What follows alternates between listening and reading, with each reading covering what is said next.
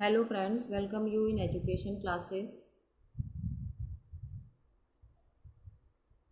जैसा कि मैंने अपनी प्रीवियस क्लास में आपके साथ बीए थर्ड ईयर के इस बार जो एमसीक्यू पेपर होंगे उनके बारे में डिस्कशन किया था, उसी का ये पार्ट 2 है। आई होप ये आपको मेरा ये वीडियो पसंद आएगा। मेरे वीडियो को सब्सक्राइब और लाइक ज़रूर करें। क्वेश्चन नंबर 1,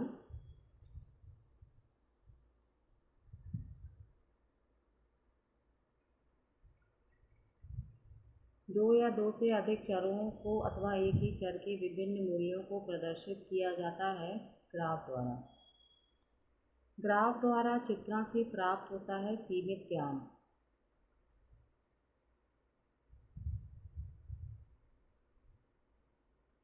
जो ग्राफिकल प्रेजेंटेशन ऑफ डेटा होता है उसके द्वारा जो नॉलेज हमें मिलता है वो लिमिटेड होता है। आंकड़ों को के रोचक और आकर्षक आकृतियों को हम ग्राफ कहते हैं। ग्राफ या आलेखीय चित्रण सहायक होते हैं दो समूहों की तुलना करने में। जो ग्राफ होते हैं या जो ग्राफिकल प्रेजेंटेशंस होते हैं, they are helpful in the comparison of two groups। एक वृत्त के केंद्र पर जो कोण होता है वो 360 डिग्री का होता है। एक जो पाई डायग्राम होता है वो 360 डिग्री का होता है। सामान्य संभावना वक्र का आकार सबसे ऊंचा होता है मध्य में। जो हमारा नॉर्मल प्रोबेबिलिटी कर्व होता है वो एक पर्वत की चोटी के समान होता है, जो कि बीच में सबसे ऊंचाई पर होता है। सामान्य संभावना वक्र स्पर्श नहीं करता है अपनी आधार रेखा को। जो हमारा नॉर्मल प्रोबेबिलिटी कर्व है वो कभी भी अपनी बेस लाइन को टच नहीं करता है। समान संभावना वक्र का आकार होता है घंटे के आकार का। जो हमारा नॉर्मल प्रोबेबिलिटी कर्व है वो बेल शेप्ड होता है। जैसा कि मैंने अभी आपको बताया कि जो नॉर्मल प्रोबेबिलिटी कर्व है वो बेल शेप्ड होता है या एक पर्वत की चोटी के समान उसकी आकृति होती है। सामान्य संभावना वक्र में मध्यमान का मान होता है 0। नॉर्मल प्रोबेबिलिटी कर्व में मीन की जो वैल्यू है वो 0 होती है। एक ऐसा बिंदु जिसके ऊपर और नीचे प्राप्तांक का 50% होता है क्या कहलाता है? मध्यांक। सामान्य संभावना वक्र को दो समान क्षेत्रों में विभाजित करती है मध्यमान की रेखा। एक जो एनपीसी या नॉर्मल प्रोबेबिलिटी जो कर्व होता है उसे मीन की जो रेखा है वो दो बराबर भागों में डिवाइड कर देती है और दोनों जो उसके पार्ट हैं उनमें 50-50% केसेस होते हैं। घंटाकार चित्र को सामान्य संभावना वक्र कहते हैं। यह कथन गैरेट का है। व्यक्तियों के गुणों और व्यक्तिगत विभिन्नता का मूल्यांकन किया जाता है मापन द्वारा। एक पर्सन के जो ट्रेड्स हैं और उसके जो इंडिविजुअल डिफरेंसेस हैं उनका इवैल्यूएशन जो है वो मेजरमेंट के द्वारा किया जाता है। वह सीमा जिसमें प्राप्तांक अपने मध्यमान के ऊपर और नीचे की ओर वितरित होते हैं कहलाता है विचलनशीलता, यानी कि वेरिएबिलिटी। विचलन का अर्थ है एक समूह के प्राप्तांक उस समूह के औसत या मध्यमान से कितने दूर हैं, इसे ही हम विचलन कहते हैं। विचलन की माप से ज्ञात होता है आंकड़े अपने मध्यमान से कितने दूर तक फैले हुए हैं। विचलन की माप कितने प्रकार की होती है? विचलन की जो माप है वो 4 प्रकार की होती है। मेजर ऑफ जो वेरिएबिलिटी हैं वो 4 टाइप्स की होती हैं। विचलन की मापों को बताइए। विचलन की जो माप है वो जैसा कि मैंने आपको बताया 4 टाइप्स की होती हैं: प्रसार, चतुर्थांश विचलन, मध्यमान विचलन और मानक विचलन। Range, quartile deviation, mean deviation और स्टैंडर्ड डेविएशन। विचलन की सबसे सरल और जो सामान्य माप होती है वो प्रसार है। विचलन का शीघ्रता से अनुमान लगता है प्रसार द्वारा। विचलन की कौन सी माप में प्राप्तांकों के नीचे से ऊपर की ओर 4 भागों में विभाजित किया जाता है? चतुर्थांश विचलन द्वारा।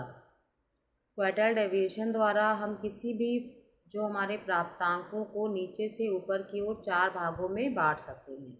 चतुर्थांश विचलन को कहा जाता है सेमी इंटर क्वार्टाइल रेंज।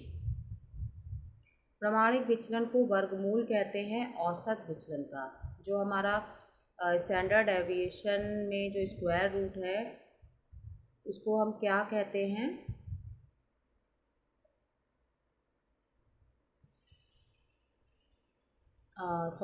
प्रमाणिक विचलन का जो वर्गमूल है उसी को हम औसत विचलन के नाम से जानते हैं। अधिक शुद्ध और विश्वसनीय माप मानी जाती है प्रमाणिक विचलन। जब प्रारंभ और अंत में प्राप्तांकों को महत्व देना हो तो गणना की जाती है प्रसार रेंज की। जब अंक वितरण अपूर्ण हो और उसमें गैप हो, ऐसे में प्रयोग की जाने वाली प्रमाप है चतुर्थांश विचलन क्वार्टाइल डेविएशन। जब वितरण सामान्य हो तो गणना की जाती है प्रमाणिक विचलन की, यानी कि स्टैंडर्ड डेविएशन। निबंधात्मक परीक्षाओं को कहा जाता है आत्मनिष्ठ परीक्षण। जो हमारे एस्से टाइप टेस्ट होते हैं उन्हें ही सब्जेक्टिव टेस्ट के नाम से भी जाना जाता है। जिन प्रश्नों का उत्तर लिखित रूप में दिया जाता है उन्हें हम निबंधात्मक परीक्षण या एस्से टाइप टेस्ट कहते हैं। परीक्षार्थियों के लेखन शैली का अध्ययन किया जाता है निबंधात्मक परीक्षण द्वारा। निबंधात्मक परीक्षण की जो प्रमुख विशेषता है वह है विचारों की स्वतंत्रता। जो हमारे एस्से टाइप टेस्ट होते हैं इनकी जो प्रमुख विशेषता या कैरेक्टरिस्टिक होती है वो होती है फ्रीडम ऑफ थॉट्स, कि यहाँ पर जो स्टूडेंट है वो अपने विचारों को स्वतंत्रतापूर्वक व्यक्त कर सकता है। इन परीक्षणों में पक्षपात की संभावना नहीं होती है। वस्तुनिष्ठ परीक्षण जो हमारे ऑब्जेक्टिव टेस्ट होते हैं इनमें पक्षपात बिल्कुल नहीं होता। बच्चे ने जितने उत्तर दिए हैं उसे उसी के अनुसार स्कोर प्रदान किए जाते हैं। रटने की प्रवृत्ति को बढ़ावा नहीं देते हैं वस्तुनिष्ठ परीक्षण। जो हमारी ऑब्जेक्टिव टेस्ट होते हैं वो रटने की प्रवृत्ति को बढ़ावा ना देते हुए समझने की प्रवृत्ति को बढ़ावा देते हैं। पाठ्यक्रम के अधिकांश भाग का परीक्षण किया जाता है वस्तुनिष्ठ परीक्षण यानी कि ऑब्जेक्टिव परीक्षण के द्वारा हम सिलेबस के अधिकांश पार्ट को कवर कर सकते हैं। किस प्रकार की परीक्षा में विद्यार्थी अनुमान के आधार पर उत्तर देते हैं? निबंधात्मक परीक्षण में बुद्धि अमूर्त चिंतन की योग्यता है, यह कथन टर्मन का है। बुद्धि के प्रकार, बुद्धि 3 प्रकार की होती है, मूर्त, अमूर्त और सामाजिक बुद्धि। कंक्रीट इंटेलिजेंस, एब्स्ट्रैक्ट इंटेलिजेंस और सोशल इंटेलिजेंस। बुद्धि मापन के क्षेत्र में सबसे पहला जो बुद्धि परीक्षण विकसित किया वो बिने और साइमन ने 1905 में किया। इंटेलिजेंस मेजरमेंट के क्षेत्र में जो सबसे पहला इंटेलिजेंस टेस्ट डेवलप किया वो बिने और साइमन ने 1905 में किया। बुद्धि लब्धि का सूत्र है, यानी कि जो इंटेलिजेंस क्वोटिएंट है उसका जो फॉर्मूला होता है वो IQ is equal to MA/CA into 100। Intelligence quotient is equal to mental age upon chronological age into 100। Army alpha परीक्षण एक सामूहिक शाब्दिक बुद्धि परीक्षण है। जो आर्मी अल्फा परीक्षण है यह एक ग्रुप वर्बल इंटेलिजेंस टेस्ट है। अशाब्दिक बुद्धि परीक्षण है Raven's progressive matrices test. Raven's progressive matrices जो टेस्ट है वो आपने अपने BA थर्ड ईयर के कोर्स में किया था। एक नॉन वर्बल इंटेलिजेंस टेस्ट माना जाता है। व्यवहार का गतिशील संगठन माना जाता है व्यक्तित्व को। असामान्य और अपराधी व्यक्तियों के व्यक्तित्व अध्ययन के लिए जो प्रयोग की जाती है वह विधि है जीवन इतिहास विधि। जो एबनॉर्मल चाइल्ड होते हैं और जो अपराधी बालक होते हैं उनके पर्सनैलिटी की स्टडी के लिए जो टेक्निक यूज़ की जाती है वो केस स्टडी मेथड होती है। छात्र से संबंधित विभिन्न जानकारी एकत्रित की जाती है संचयी अभिलेख पत्र द्वारा, यानी क्यूमुलेटिव जो रिकॉर्ड है उसके द्वारा स्टूडेंट के स्कूल और कॉलेज लाइफ का पूरा डेटा रिकॉर्ड किया जाता है। विभिन्न परिस्थितियों में मानवीय व्यवहार का अध्ययन किया जाता है निरीक्षण विधि द्वारा। किसी भी पर्सन का जो बिहेवियर है उसकी स्टडी करने के लिए हम ऑब्जर्वेशन टेक्निक को अप्लाई करते हैं। व्यक्तियों के गुणों का मूल्यांकन किया जाता है रेटिंग स्केल मेथड के द्वारा। जो पर्सन है उसके ट्रेड्स के वैल्यूएशन के लिए हम रेटिंग स्केल मेथड प्रयोग करते हैं। समूह की सामाजिक स्थिति का मापन किया जाता है समाज स्मृति विधि द्वारा। कोई भी ग्रुप है उसके सोशल स्टेटस का जो मेज़रमेंट है वो करने के लिए हम सोशियोमेट्रिक टेक्निक को अपनाते हैं। व्यक्ति के अचेतन मन का अध्ययन किया जाता है प्रक्षेपण विधि द्वारा। एक पर्सन के अनकॉन्शियस माइंड की स्टडी करने के लिए जिस टेक्निक का प्रयोग किया जाता है उसे ही हम प्रोजेक्टिव टेक्निक कहते हैं। प्रक्षेपण एक रक्षात्मक प्रक्रिया है।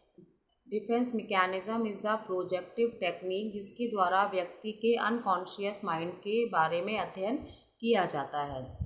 जो प्रोजेक्टिव टेस्ट है हमारे, वो जिसमें मुख्य है रॉशा-इंक ब्लॉक टेस्ट है, CAT है, TAT है।